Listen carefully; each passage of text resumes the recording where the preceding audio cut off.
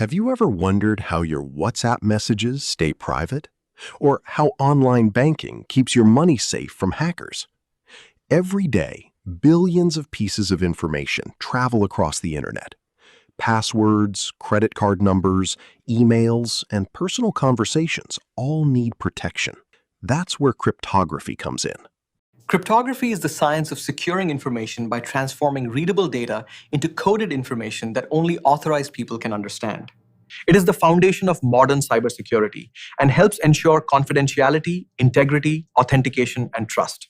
In this video, we'll break down cryptography into simple concepts and explore about it. Let's get started. What is cryptography? Imagine you want to send a secret letter to a friend.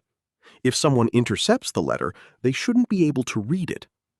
One solution is to convert the message into a secret code before sending it. For example, hello becomes KHOR. Only someone who knows the decoding method can understand the original message. This basic idea forms the heart of cryptography. Modern cryptography uses advanced mathematics and algorithms rather than simple substitution ciphers. Its main goals are confidentiality, keeping data private; integrity, ensuring data isn't modified; authentication, verifying identities; non-repudiation, preventing someone from denying their actions later. Cryptography is used in online banking, messaging apps, e-commerce websites, email security, digital payments, cryptocurrency systems. Without cryptography, secure communication on the internet would be almost impossible. Before diving deeper, let's understand two important terms. Encryption converts readable information, called plaintext, into unreadable information, called ciphertext. Decryption is the reverse process. Using the correct key, the ciphertext is converted back into the original message. Think of encryption as locking a box and decryption as unlocking it. But what exactly is the key? Let's find out. One of the most common forms of cryptography is called symmetric encryption. In symmetric encryption, the same cryptographic key is used for both encryption and decryption.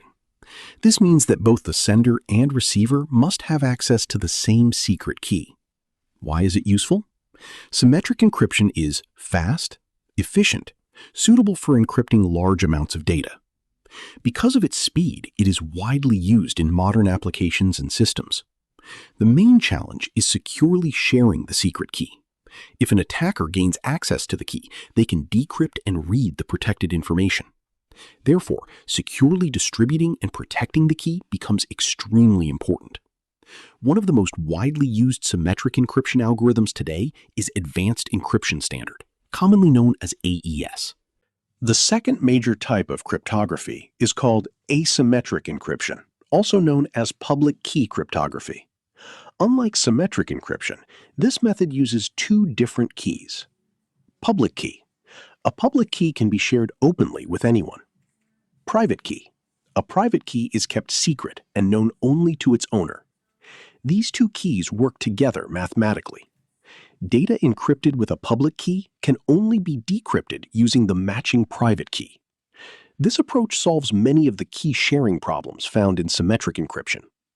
Advantages: secure communication without sharing secret keys beforehand; better identity verification; enables digital signatures; supports secure internet communications. Because it involves more complex mathematical operations, asymmetric encryption is generally slower than symmetric encryption. Now let's look at another important concept called hashing. Hashing differs from encryption because it is designed to be a one-way process. Instead of protecting data so it can later be decrypted, hashing creates a unique digital fingerprint of the data. This fingerprint is known as a hash value.